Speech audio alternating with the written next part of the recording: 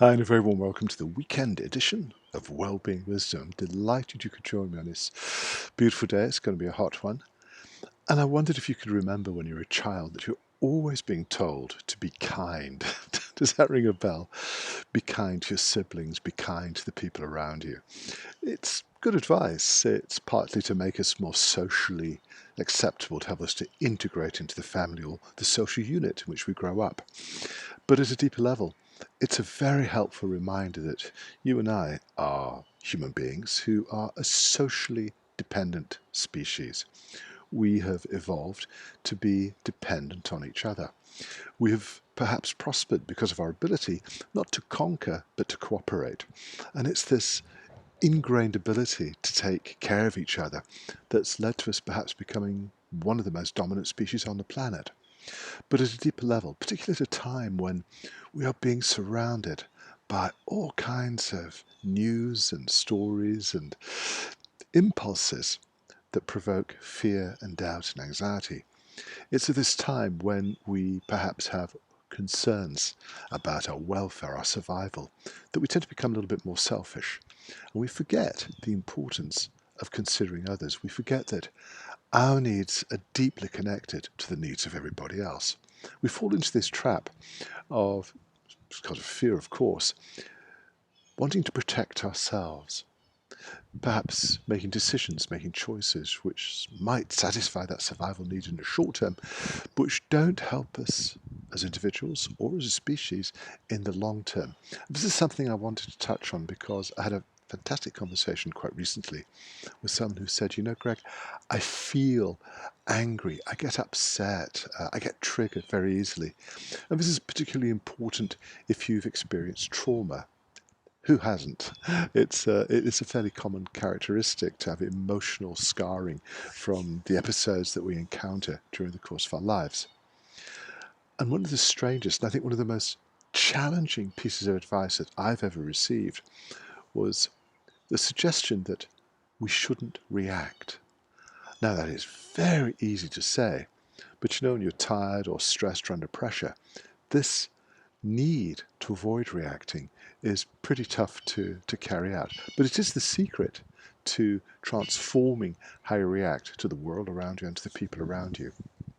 This ability to hold fire, to avoid that temptation of reacting. Don't react. Something happens, we react. Most of us are reacting on automatic pilot all the time.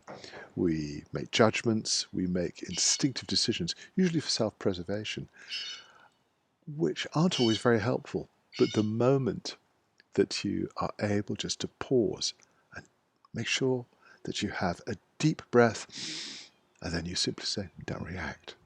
Because when you choose not to react, you're really buying yourself some time, some space, in which the rational part of the brain, we talk about that a lot, don't we?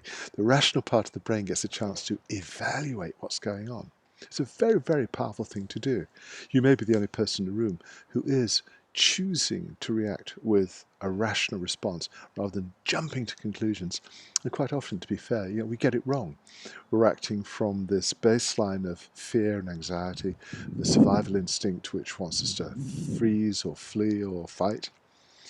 And yet, by learning not to react, a world, a massive world of perception opens up before you, because the fear response narrows our perception. We only see a tiny slice of what's going on.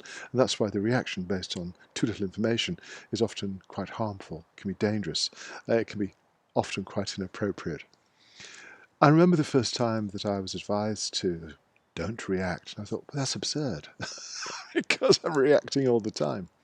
But I can assure you, with a little bit of practice, and perhaps with a little bit of mindfulness, a few minutes each day of meditation, you break the chain of instinctive judgments, instant responses, and that helps you to see the world in a very different light.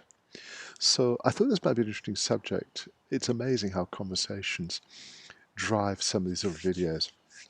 Or people say, if this is useful, perhaps you should share it on a broader stage. But learning, take that deep breath, and to switch off the instant reaction, that can change your life. I want to assure you, if you're facing a dangerous, threatening situation, an instant reaction is highly appropriate, and that instinct will always be there. It's just that we use it all the time instead of for those very rare occasions when it can prompt us to do something instantly to save our lives or to save someone else. How often do you encounter those situations outside of the realm of your imagination? Learning to put that process on pause, don't react. It'll transform your life. I know it isn't easy at first, but it is such a powerful technique to take on board. Let me know what you think. It's always fun to get your responses, to get feedback. And as we're going to have an amazing weekend here with beautiful bright weather, allow me to wish you a beautiful weekend, a wonderful weekend, and I'll be back with you again very soon.